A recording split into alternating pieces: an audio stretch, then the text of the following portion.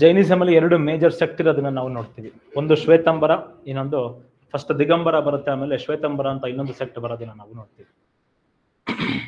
ಏನಕ್ಕೆ ಎರಡು ಸೆಕ್ಟ್ ಆಯ್ತು ಜೈನಿಸಮ್, ಏನಕ್ಕೆ ಎರಡು ಬ್ರಾಂಚ್ ಆಗಿ ಡಿವೈಡ್ ಆಯ್ತು ಅಂತ ಹೇಳಿದ್ರೆ, ಈ ಚಂದ್ರಗುಪ್ತ ಮೌರ್ಯನ್ ಟೈಮ್ ಪೀರಿಯಡ್ ನಲ್ಲಿ ಏನಾಗುತ್ತೆ, ಚಂದ್ರಗುಪ್ತ ಮೌರ್ಯನ್ ಟೈಮ್ ಇಂದ ಎಂಡಿಂಗ್, ಅವನ ರೀನ್ ಲಾಸ್ಟ್ ಸ್ಟೇಜ್ ಬಿಂದುಸಾರಂದು ರೂಲಿಂಗ್ ಸ್ಟಾರ್ಟಿಂಗ್ ಸ್ಟೇಜ್. ಆ ಟೈಮ್ ಪೀರಿಯಡ್ ನಲ್ಲಿ 12 ವರ್ಷ ಬಹಳ ದೊಡ್ಡ ಫೆಮೈನ್ ನೋಡುತ್ತೆ ಮಗಧ. ಈ ಬಹಳ ದೊಡ್ಡ ಫೆಮೈನ್ ನೋಡಿದಾಗ ಜನ, ಫೆಮೈನ್ ಗೊತ್ತಿದೆ ಅಲ್ವಾ, ಊಟ ಸಿದ್ದಂಗೆ ಜನ ಸಾಯ್ತಾ ಇರ್ತಾರೆ. ಈ ಸಿಚುವೇಶನ್ ನಲ್ಲಿ ಪ್ರಾಣ ಉಳಿಸ್ಕೊಳ್ಳೋಣ, ಅಟ್ಲೀಸ್ಟ್ ಜೈನ್ ಫಿಲಾಸಫಿನ ಉಳಿಸ್ಕೊಳ್ಳೋಣ ಅಂತ ಹೇಳ್ಬಿಟ್ಟು ಚಂದ್ರಗುಪ್ತ ಮೌರ್ಯನ್ ಜೊತೆಗೆ ಒಂದು ಗ್ರೂಪ್ ಏನ್ ಮಾಡುತ್ತೆ, ಸೌತ್ ಇಂಡಿಯಾಗೆ ಬರುತ್ತೆ, ಕರ್ನಾಟಕಕ್ಕೆ. ಸೌತ್ ಇಂಡಿಯಾಗೆ ಬರ್ತಾರೆ, ಸುಮಾರು ವರ್ಷ ಇಲ್ಲೇ ಕಳೀತಾರೆ, ಮತ್ತೆ ವಾಪಸ್ ಹೋಗ್ತಾರೆ. ಸೊ ವಾಪಸ್ ಹೋಗಿ ನೋಡ್ತಾರೆ, ಅಲ್ಲೆಲ್ಲ ಜೈನ್ಸ್ ಏನಿದ್ರು ಅವರೆಲ್ಲರೂ ಕೂಡ ಬಿಳಿ ಬಟ್ಟೆ ಹಾಕೊಳ್ಳೋದಕ್ಕೆ ಸ್ಟಾರ್ಟ್ ಮಾಡ್ಕೊಂಡ್ಬಿಟ್ಟಿದ್ರು. ಸೊ ಅವಾಗ ಏನ್ ಮಾಡ್ತಾರೆ, ಇವರಿಬ್ರು ಕುತ್ಕೊಂಡು ಅವರಿಬ್ರು ಮಧ್ಯೆ ತಿಕ್ಕಾಟಗಳು ನಡೆಯೋದನ್ನ ನಾವು ನೋಡ್ತೀವಿ. ಈ ಜೈನಿಸಮ್ ಅಲ್ಲಿ ನಾಟ್ ಓನಿಂಗ್ ಎನಿಥಿಂಗ್, ಅಪರಿಗ್ರಹ ಅಂತ ಒಂದು ಕಾನ್ಸೆಪ್ಟ್ ಹೇಳಿದ್ದೆ ನಾನು ನಿಮ್ಗೆ ಅಲ್ವಾ. ನಾಟ್ ಓನಿಂಗ್ ಪ್ರಾಪರ್ಟಿ ಅಂತ ಹೇಳಿದೆ, ಆದ್ರೆ ನಾಟ್ ಓನಿಂಗ್ ಎನಿಥಿಂಗ್, ಅದು ಬಟ್ಟೆನೂ ಕೂಡ ಹಾಕೋಬಾರ್ದು, ನಾಚಿಕೆನೂ ಕೂಡ ಇಟ್ಕೋಬಾರ್ದು ಅನ್ನೋ ಕಾನ್ಸೆಪ್ಟ್ ಅನ್ನು ನಾವು ಅಪರಿಗ್ರಹ ಅಂತ ಕರಿತೀವಿ. ಸೊ ಏನಾಯ್ತು, ಯಾವ ಗ್ರೂಪ್ ಕೆಳಗಡೆಗೆ ಬಂದಿತ್ತು ಸೌತ್ ಇಂಡಿಯಾಗೆ, ಇಲ್ಲಿ ಪ್ರಾಸ್ಪರಿಟಿ ಇತ್ತು, ಯಾವುದೇ ಫೆಮೈನ್ಸ್ ಇರಲಿಲ್ಲ, ಫುಡ್ನ ಅವೈಲಬಿಲಿಟಿ ಇತ್ತು, ತಿಂದ್ಕೊಂಡು ಮಾಡ್ಕೊಂಡು ಬಹಳ ಚೆನ್ನಾಗಿದ್ರು. ಆದ್ರೆ ನಾರ್ತ್ ಇಂಡಿಯಾದಲ್ಲಿ ಏನಾಯ್ತು, ಫೆಮೈನ್ ಬಹಳ ಜಾಸ್ತಿ ಇತ್ತು. ಇವರು ನಾರ್ಮಲ್ ಆಗಿ ಜೈನ್ಸ್ ಎಲ್ಲರೂ ಕೂಡ ದಿಗಂಬರರಾಗೆ ಇರ್ತಾ ಇದ್ದಿದ್ದು. ಫೆಮೈನ್ ಇದ್ದಾಗ ಏನಾಗುತ್ತೆ, ಮೂಳೆಗಳೆಲ್ಲ ಕಾಣೋದಕ್ಕೆ ಸ್ಟಾರ್ಟ್ ಆಗುತ್ತೆ ಅಲ್ವಾ. ಫೆಮೈನ್ ಇದ್ದಾಗ ಏನಾಗುತ್ತೆ, ತುಂಬಾ ಶರೀರ ಕೃಶವಾಗ್ಬಿಡುತ್ತೆ. ಈ ತರದ್ದು ಜೈನಿಸಮ್ನ ಯಾರು ಕೂಡ ಫಾಲೋ ಮಾಡೋದಕ್ಕೆ ಬರೋದಿಲ್ಲ ಅನ್ನೋ ಹೆದರಿಕೆಯಿಂದ ಏನ್ ಮಾಡ್ಕೊಳ್ತಾರೆ, ಅವ್ರು ಬಿಳಿ ಬಟ್ಟೆನ ಹಾಕೊಳ್ಳೋದಕ್ಕೆ ಸ್ಟಾರ್ಟ್ ಮಾಡ್ಕೊಳ್ತಾರೆ. ಸೊ ಯಾವಾಗ ಇವ್ರು ವಾಪಸ್ ನೋಡ್ತಾರೆ, ಎಲ್ಲ ಬಿಳಿ ಬಟ್ಟೆ ಹಾಕೊಂಡಿರೋದು ನೋಡ್ತಾರೆ, ಅವ್ರಿಬ್ರು ಮಧ್ಯೆ ಡಿಸ್ಪ್ಯೂಟ್ ಬರುತ್ತೆ. ಡಿಸ್ಪ್ಯೂಟ್ ಬಂದು ಎರಡೂ ಕೂಡ ಬೇರೆ ಬೇರೆ ಸೆಕ್ಟ್ ಆಗೋದನ್ನ ನಾವು ನೋಡ್ತೀವಿ.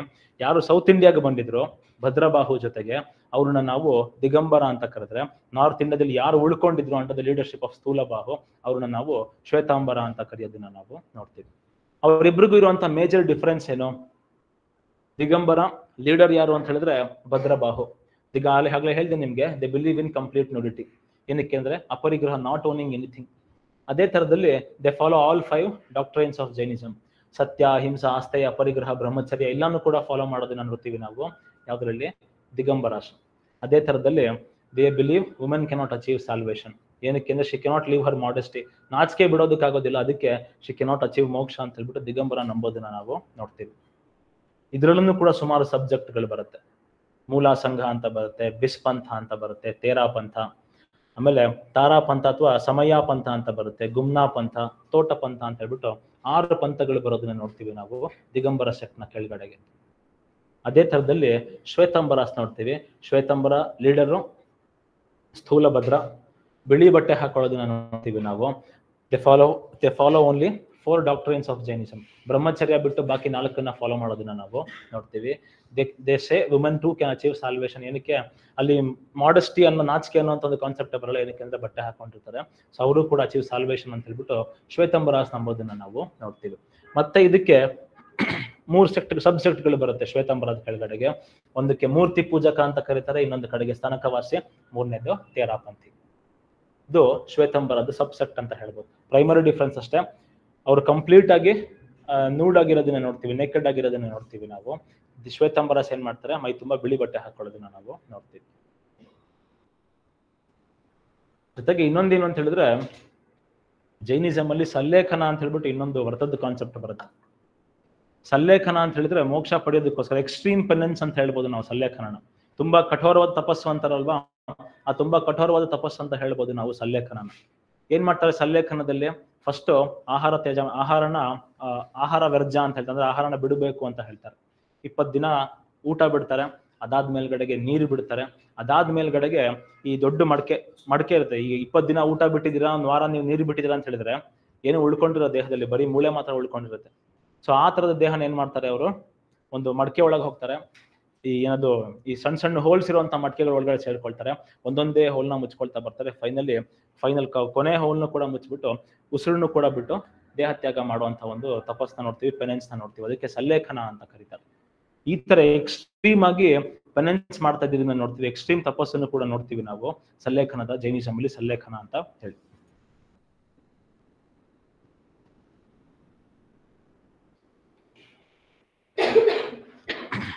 ಈ ಚಂದ್ರಗುಪ್ತ ಮೌರ್ಯ ಇದಕ್ಕೆ ಬಂದಿದ್ದ, ಶ್ರವಣ ಬೆಳಗೊಳಗೆ ಬಂದಿದ್ದ ಅಂತ ಕೇಳಿರ್ತೀರಾ ನೀವು ಅಲ್ವಾ. ಚಂದ್ರಗುಪ್ತ ಬಸದಿ ಅಂತಾನು ಕೂಡ ಇದೆ ಶ್ರವಣ ಬೆಳಗೊಳದಲ್ಲಿ. ಈ ಬಾಹುಬಲಿ ಎದುರುಗಡೆ ಬೆಟ್ಟದ ಇನ್ನೊಂದು ಬೆಟ್ಟ ಇದೆ. ಚಂದ್ರಗಿರಿ ಅಂತ ಕರೀತಾರೆ. ಅದ್ರ ಮೇಲ್ಗಡೆಗೆ ಚಂದ್ರಗುಪ್ತ ಬಸದಿ ಇರೋದನ್ನ ನೋಡ್ತೀವಿ. ಆ ಚಂದ್ರಗುಪ್ತ ಯಾವಾಗ ಸೌತ್ ಇಂಡಿಯಾಗೆ ಬಂದಿದ್ದು, ಆ 12 ವರ್ಷದ ಫೆಮೈನ್ ಟೈಮ್ ಪೀರಿಯಡ್ ನಲ್ಲಿ ಈ ಭದ್ರಬಾಹು ಜೊತೆಗೆ ಸೌತ್ ಇಂಡಿಯಾಗೆ ಬಂದಿದ್ದನ್ನ ನಾವು ನೋಡ್ತೀವಿ.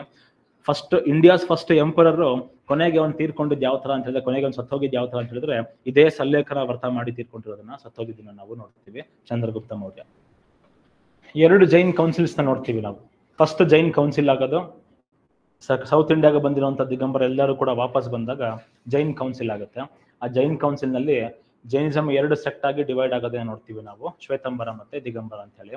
ನಡೆದಿದ್ದು ಪಾಟಲಿಪುತ್ರದಲ್ಲಿ ಯಾವಾಗ ಅಂದ್ರೆ 3rd century BC ಅಲ್ಲಿ. It was presided over by ಸ್ಥೂಲಬಾಹು.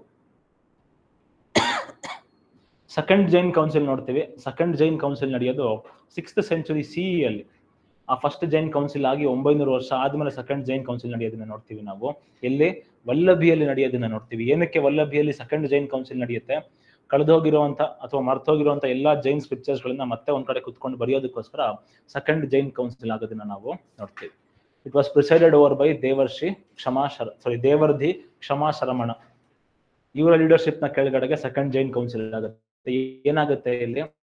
Important Jain literature ನೋಡ್ತೀವಿ ನಾವು. ಆ ಜೈನ್ ಲಿಟ್ರೇಚರ್ ನಲ್ಲಿ ಬಹಳ ಇಂಪಾರ್ಟೆಂಟ್ ಟೀಚಿಂಗ್ಸ್ ಆಫ್ ಮಹಾವೀರನ 12 ಅಂಗಗಳು ಅಂತ ಕರೀತಾರೆ, ಅಥವಾ 12 ಆಗಮ ಅಂಗ ಅಂತ ಕರೀತಾರೆ, ಆಗಮ ಅಂತ ಕರೀತಾರೆ. ಸೊ 12 ಅಂಗಾಸ್ ಮತ್ತೆ 12 ಉಪಂಗಗಳನ್ನ ಬರೆದಿದ್ದು ಸೆಕೆಂಡ್ ಜೈನ್ ಕೌನ್ಸಿಲ್ ನಲ್ಲಿ ವಲ್ಲಭಿಯಲ್ಲಿ ನಡೆದಾಗ. ಏನಕ್ಕೆ ಜೈನಿಸಮ್ ಅಷ್ಟು ಫಾಸ್ಟ್ ಆಗಿ ಸ್ಪ್ರೆಡ್ ಆಯ್ತು, ಏನಕ್ಕೆ ಜೈನಿಸಮ್ ಪಾಪ್ಯುಲರ್ ಆಯ್ತು ಅಂತ ಹೇಳಿದ್ರೆ, ಫಸ್ಟ್ ಪ್ರೈಮರಿ ರೀಸನ್ ಏನು ಅಂತ ಹೇಳಿದ್ರೆ, ಮಹಾವೀರ ಏನ್ ಮಾಡ್ತಾರೆ, ವರ್ಧಮಾನ ಮಹಾವೀರ ಅವರ ಫಾಲೋವರ್ಸ್ ಗಳಿಗೆ ಎಲ್ಲರನ್ನು ಸೇರಿಸ್ಬಿಟ್ಟು ಒಂದು ಸಂಘ ಅಂತ ಒಂದು ಕಾನ್ಸೆಪ್ಟ್ ನ ಇಂಟ್ರೊಡ್ಯೂಸ್ ಮಾಡ್ತಾರೆ, ಒಂದು ಗುಂಪನ್ನ ಇಂಟ್ರೊಡ್ಯೂಸ್ ಮಾಡ್ತಾರೆ, ಸಂಘ ಅಂತ ಕರೀತಾರೆ. ಅದ್ರ ಕೆಲಸ ಏನಾಗಿತ್ತು? ಒಂದು ಟು ಮೂವ್ ಟುವರ್ಡ್ಸ್ ಮೋಕ್ಷ, ಇನ್ನೊಂದು ಜೈನ್ ಥಿಯರಿ, ಜೈನ್ ಫಿಲಾಸಫಿ ಏನಿದೆ ಆ ಜೈನ್ ಫಿಲಾಸಫಿನ ಸ್ಪ್ರೆಡ್ ಮಾಡೋದು was another objective of Sangha ಅಂತ ಹೇಳ್ಬೋದು. Not only because of Sangha Jainism popular ಆಗಿದ್ದು, ಇನ್ನೊಂದು ಕಡೆಗೆ first emperor of India Chandragupta Maurya was patronizing Jainism. Jainism ನ ಪ್ಯಾಟರ್ನ್ ಆಗಿದ್ದ ಅಂತ ಹೇಳ್ಬೋದು ನಾವು ಚಂದ್ರಗುಪ್ತ ಮೌರ್ಯ. ನೋಡ್ತೀವಿ ಕೊನೆಗೆ ಅವನು ಸತ್ತೋಗಿದ್ದನ್ನು ಕೂಡ ಸಲ್ಲೇಖನ ಮಾಡ್ಕೊಳ್ತಾನೆ. ಸೌತ್ ಇಂಡಿಯಾಗೆ ಬಂದಿದ್ದನ್ನು ಕೂಡ ಜೈನಿಸಮ್ ನ ಫಾಲೋವರ್, ಜೈನ ಆಗ್ಬಿಟ್ಟೆ ಅವನು ಜೈನ್ ಫಾಲೋವರ್ ಆಗ್ಬಿಟ್ಟೆ ಸೌತ್ ಇಂಡಿಯಾಗೂ ಕೂಡ ಬರೋದನ್ನ ನಾವು ನೋಡ್ತೀವಿ. ಬರೀ ಚಂದ್ರಗುಪ್ತ ಮೌರ್ಯನ ಅಷ್ಟೇ ಅಲ್ಲ, ಅದೇ ಟೈಮ್ ನಲ್ಲಿ ಕಳಿಂಗದಲ್ಲಿ ಖರವೇಲಾಸ್ ಅಂತ ರೂಲ್ ಮಾಡ್ತಾ ಇದ್ರು. ಖರವೇಲಾಸ್ ಕೂಡ ಜೈನಿಸಮ್ಗೆ ಪ್ಯಾಟ್ರನ್ಸ್ ಆಗೋದನ್ನ ನಾವು ನೋಡ್ತೀವಿ, ಅವರು ಕೂಡ ಪ್ಯಾಟ್ರನೈಸ್ ಮಾಡೋದನ್ನ ನೋಡ್ತೀವಿ ನಾವು. ಸೊ ಹಾಗಾಗಿ ಜೊತೆಗೆ ಇನ್ನೊಂದೇನು ಅಂತ ಹೇಳಿದ್ರೆ, ಎಲ್ಲೆಲ್ಲಿ ವೇದಿಕ್ ರಿಲಿಜನ್ ಅಥವಾ ಎಲ್ಲೆಲ್ಲಿ ಈ ಬ್ರಾಹ್ಮಣಿಕಲ್ ಡಾಮಿನೆನ್ಸ್ ಇನ್ನೂ ಕೂಡ ಜಾಸ್ತಿ ಸ್ಪ್ರೆಡ್ ಆಗಿರ್ಲಿಲ್ಲ, ವೆಸ್ಟರ್ನ್ ಇಂಡಿಯಾ ಆಗಿರ್ಬೋದು, ಸದರ್ನ್ ಇಂಡಿಯಾ ಆಗಿರ್ಬೋದು, ಅಲ್ಲಿ ಎಸ್ಪೆಷಲಿ ಕರ್ನಾಟಕ ಆಗಿರ್ಬೋದು, ಅಲ್ಲಿ ಜೈನಿಸಮ್ ಬಹಳ ಫಾಸ್ಟ್ ಆಗಿ ಹರಡೋದನ್ನ ನಾವು ನೋಡ್ತೀವಿ. ಒಂದು ಪಾಯಿಂಟ್ ಆಫ್ ಟೈಮ್ ನಲ್ಲಿ ಕರ್ನಾಟಕದ ಪಾಪ್ಯುಲೇಷನ್ ಅಲ್ಲಿ 30-35% ಜೈನ್ಸ್ ಇದ್ರು ಅಂತ ಹೇಳಿದ್ರೆ ಆಶ್ಚರ್ಯ ಆಗುತ್ತೆ ನಮ್ಗೆ. ಇವಾಗ ಮಾರ್ಜಿನಲ್ ಜೈನ್ಸ್ ಇರೋದನ್ನ ನಾವು, ಮಾರ್ಜಿನಲ್ ಕಮ್ಯುನಿಟಿ ಆಗಿರೋದನ್ನ ನಾವು ನೋಡ್ತೀವಿ. ಜೈನ್ ಲಿಟ್ರೇಚರ್ ನಲ್ಲಿ 12 ಅಂಗ ನೋಡ್ತೀವಿ, 12 ಉಪಂಗ ನೋಡ್ತೀವಿ, 10 ಪರಿಕರಣ, 6 ಛೇದ ಸೂತ್ರ ನೋಡ್ತೀವಿ, 4 ಮೂಲ ಸೂತ್ರ ನೋಡ್ತೀವಿ. ಅದ್ರ ಜೊತೆಗೆ ಈ ಅಂಗ ಅಂದ್ರೆ ಏನು? ಜೈನ್ ಲಿಟ್ರೇಚರ್ ನ 2 ಪಾರ್ಟ್ ಆಗಿ ಕ್ಲಾಸಿಫೈ ಮಾಡ್ಬೋದು ನಾವು. ಒಂದು ಆಗಮ್ ಲಿಟ್ರೇಚರ್, ಇನ್ನೊಂದು ನಾನ್ ಆಗಮ ಲಿಟ್ರೇಚರ್ ಅಂತ ಹೇಳ್ಬಿಟ್ಟು. ಸೊ ಆಗಮ ಅಂದ್ರೆ ಏನು, ನಾನ್ ಆಗಮ್ ಲಿಟ್ರೇಚರ್ ಅಂದ್ರೆ ಏನು ಅಂತ ನೋಡ್ಬೇಕು ಅಂದ್ರೆ, ಆಗಮ್ ಲಿಟ್ರೇಚರ್ ಅಂತ ಹೇಳಿದ್ರೆ ಟೀಚಿಂಗ್ಸ್ ಆಫ್ ಮಹಾವೀರ. ಮಹಾವೀರನಿಗೆ 11 ಜನ ಡಿಸಿಪಲ್ಸ್ ಇರ್ತಾರೆ, 11 ಜನ ಶಿಷ್ಯಂದಿರ್ತಾರೆ. ಅವ್ರನ್ನ ಗಣಧರಾಸ್ ಅಂತ ಕರಿತಿರ್ತಾರೆ. ಈ ಗಣಧರಗಳಿಗೆ ಏನು ವರ್ಧಮಾನ ಮಹಾವೀರನ್ ಕಡೆಯಿಂದ ಟೀಚಿಂಗ್ಸ್ ಆಗಿರುತ್ತೆ, ಪ್ರೀಚಿಂಗ್ಸ್ ನಡೆದಿರುತ್ತೆ, ಅದನ್ನ ಬರೆದಿರೋದನ್ನ ಅವರು ಆಗಮ ಅಂತ ಕರೀತಾರೆ. ಈ ಆಗಮದಲ್ಲಿ 2 ಪಾರ್ಟ್ ನೋಡ್ತೀವಿ ನಾವು. ಒಂದು ಅಂಗಾಗಮ ನೋಡ್ತೀವಿ, ಇನ್ನೊಂದು ಅಂಗಭಾಗ್ಯ ಆಗಮಾಸ್ ಅಂತ ಕರೀತಾರೆ. ಅಂಗ ಆಗಮ ವಾಸ್ ಕಂಪೈಲ್ಡ್ ಬೈ ಗಣಧರಾಸ್. ಗಣಧರಗಳು ಬರೆದಿರುವಂತ ಬುಕ್ ನ ನಾವು ಅಂಗ ಆಗಮ ಅಂತ ಕರೀತಾರೆ. ಗಣಧರಗಳು ಯಾರು? ದೇ ಟು ಆಲ್ಸೋ ಹ್ಯಾಡ್ ಕೈವಲ್ಯ ಜ್ಞಾನ, ಕಂಪ್ಲೀಟ್ ನಾಲೆಡ್ಜ್ ಇದ್ದಂತ ಜಿನಗಳಾಗಿದ್ರು ಇವರು 11 ಜನ ಅಂತ ನಾವು ಹೇಳ್ಬೋದು. ಇದು ಏನ್ ನಾವು ಅಂಗ ಆಗಮ ಲಿಟ್ರೇಚರ್ ಅಂತ ನೋಡ್ತೀವಲ್ವಾ, ಈ ಜೈನ್ ಫಿಲಾಸಫಿ ಏನಿದೆ, ಜೈನ್ ಲಿಟ್ರೇಚರ್ ಏನಿದೆ, ಅದೆಲ್ಲಾನು ಕೂಡ it was written down in second Jain council. Second Jain council ಆಗಿದ್ದು ಯಾವಾಗ? ಆಲ್ಮೋಸ್ಟ್ 6th century CE ಅಲ್ಲಿ. ಅಲ್ಲಿ ತನಕನೂ ಕೂಡ ಇಟ್ ವಾಸ್ ಟ್ರಾನ್ಸ್ಮಿಟೆಡ್ ಓರಲಿ, ಬಾಯಿಂದ ಬಾಯಿಗೆ ಹರಡಿರೋದನ್ನ ನಾವು ನೋಡ್ತೀವಿ. ಈ ಕಂಪೈಲೇಷನ್ಸ್ ಕೂಡ ಓರಲ್ ಕಂಪೈಲೇಷನ್ಸ್ ಆಗಿತ್ತು ಅಂತ ಹೇಳ್ಬೋದು ನಾವು 12 ಅಂಗಾಗಮಾಸ್ಗಳನ್ನ. ಅದೇ ತರದಲ್ಲಿ ಇನ್ನೊಂದು ಅಂಗಭಯ ಆಗಮ ಅಂತ ಹೇಳ್ತಾರೆ. ಅಂಗಭಯ ಆಗಮನ ಬರೆದಿರೋದು ಶ್ರುತಕೇವಲಿನ್ಸ್. ಇದು ಕೂಡ ಶ್ರುತಕೇವಲಿನ್ ಅಂತ ಹೇಳಿದ್ರೆ, ಈ ಆಗಮಗಳ ನಾಲೆಡ್ಜ್ ಯಾರಿಗಿರುತ್ತೆ ಅವ್ರನ್ನ ಜೈನಿಸಮ್ ಅಲ್ಲಿ ಶ್ರುತಕೇವಲಿನ್ಸ್ ಅಂತ ಕರೀತಾರೆ. ಅವರು ಬರೆದಿರುವಂತಹ ಲಿಟ್ರೇಚರ್ನ ಅಂಗಭಯ ಆಗಮಾಸ್ ಅಂತ ಕರೀತಾರೆ. ಇಲ್ಲಿ 12 ಆಗಮಾಸ್ ಅಂತ ಹೇಳ್ದೆ ನಾನು ನಿಮ್ಗೆ, ಅದರಲ್ಲಿ 11 ಮಾತ್ರ ಉಳ್ಕೊಂಡಿರೋದು. 12ನೇದಕ್ಕೆ ದ್ರಾಸ್ತಿವಾದ ಅಂತ ಕರೀತಾರೆ. ಇದು ಜೈನ್ಸ್ ಲಾಸ್ಟ್ ಫಿಲಾಸಫಿ ಅಂತ ಹೇಳ್ಬೋದು ನಾವು ದ್ರಾಸ್ತಿವಾದನ. ಅದೇ ತರದಲ್ಲಿ ಮಹಾವೀರನ ಟೀಚಿಂಗ್ಸ್ ಬಿಟ್ಟು ಬಾಕಿ ಜೈನ್ ಲಿಟ್ರೇಚರ್ ಇದ್ರೆ ಅದಕ್ಕೆ ಅಂತ ಕರೀತಾರೆ ನಾನ್ ಆಗಮ ಲಿಟ್ರೇಚರ್ ಅಂತ ಕರೀತಾರೆ. ಇಲ್ಲಿ ಈ ಆಗಮ ಆಗಿರ್ಬೋದು, ಅಂಗಾಗಮ ಆಗಿರ್ಬೋದು, ಅಂಗಭಯ ಆಗಮ ಆಗಿರ್ಬೋದು, ಎಲ್ಲಾನು ಕೂಡ ಬರೆದಿರೋದು ಪ್ರಾಕೃತ್ ಲ್ಯಾಂಗ್ವೇಜ್ ನಲ್ಲಿ. ಆದ್ರೆ ಇಲ್ಲಿ ನಾನ್ ಆಗಮ್ ಲಿಟ್ರೇಚರ್ ಏನ್ ನೋಡ್ತೀವಿ ನಾವು, ಅದನ್ನ ಕನ್ನಡದಲ್ಲೂ ಬರ್ದಿದ್ದಾರೆ, ಸಂಸ್ಕೃತ್ ನಲ್ಲೂ ಬರ್ದಿದ್ದಾರೆ, ತಮಿಳ್ನಲ್ಲೂ ಬರ್ದಿದ್ದಾರೆ, ಹಿಂದಿಯಲ್ಲೂ ಕೂಡ ಬರ್ದಿರೋದನ್ನ ನಾವು ನೋಡ್ತೀವಿ. ನಾನ್ ಆಗಮ ಲಿಟ್ರೇಚರ್. ಆಪ್ಷನ್ ಹೌದಾ? ಮಕ್ಕಳಿ ಪುತ್ರ ಗೋಶಲ್ಲ ಹೌದಾ? ಓಕೆ, ನೋಡಿದ್ವಲ್ಲ ನಾವು ಜೈನ್ ಮಹಾವೀರ್ನ ಮಾಡ್ಕೋಬೇಕಾದ್ರೆ, ಮಹಾವೀರ್ ಟಾಪಿಕ್ ಕವರ್ ಮಾಡಬೇಕಾದ್ರೆ he was a friend of Mahavira ಅಂತ ನೋಡಿದ್ವಿ ನಾವು. ಓಕೆ, ನೆಕ್ಸ್ಟ್ ಯಾರು? ಅಜಿತನಾಥ. ಅಜಿತನಾಥದ ಮೇಲ್ಗಡೆಗೆ ರನ್ನ ಅಜಿತನಾಥ ಪುರಾಣ ಅಂತ ಒಂದು ಬುಕ್ ಬರ್ದಿಯಾನೆ. ರನ್ನ ಗೊತ್ತೇನಲ್ವಾ? ಯಾರನ್ನ? ಸುದೀಪ ಯಾರನ್ನ? ಹಳೆಗನ್ನಡದ ಕವಿ ಅಲ್ವಾ? ಯಾವ್ಯಾವ ಬುಕ್ಗಳನ್ನ ಬರ್ದ್ಯಾನ ರನ್ನ? ಇರ್ಲಿ ಹೇಳು. ಅಭಿನಯ ಚಕ್ರವರ್ತಿನ? ಕವಿ ಚಕ್ರವರ್ತಿ. ಓಕೆ, ರನ್ನ ಯಾವ್ಯಾವ ಬುಕ್ಗಳನ್ನ ಬರ್ದ್ಯಾನ?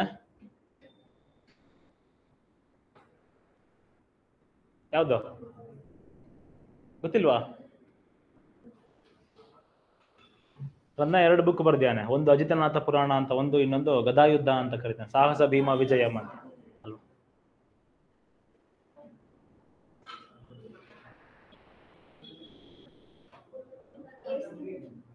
ಯಾವುದು?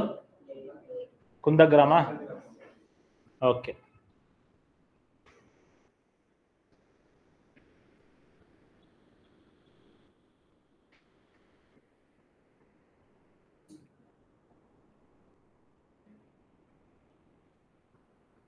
ಯಾರು? ನಿಗಂಥ ಅಂತ ಕರೀತಾರೆ ಅಂತ ಹೇಳಿದ್ದೆ ಮಹಾವೀರನ್ಗೆ ಅಲ್ವಾ? ನಿಗ್ರಂಥ ಅಂತ ಕರೀತಾರೆ, ನಿಗಂಥ ಅಂತ ಕರೀತಾರೆ. ನಿಗಂಥ ನಟಪುತ್ರ ಅಂದ್ರೆ ಮಹಾವೀರನ್ಗೆ ಕರೀತಾ ಇದ್ದಿದ್ದು, ನಿಗ್ರಂಥ ನಟಪುತ್ರ ಅಂತ ಹೇಳ್ತಾ ಇದ್ದಿದ್ದು. ಸೊ 4th ಗೆ ಆಪ್ಷನ್ ಬಿ, ಮಹಾವೀರನ್ಗೆ ನಿಗಂಥ ಅಂತ ಕರೀತಾ ಇದ್ರು.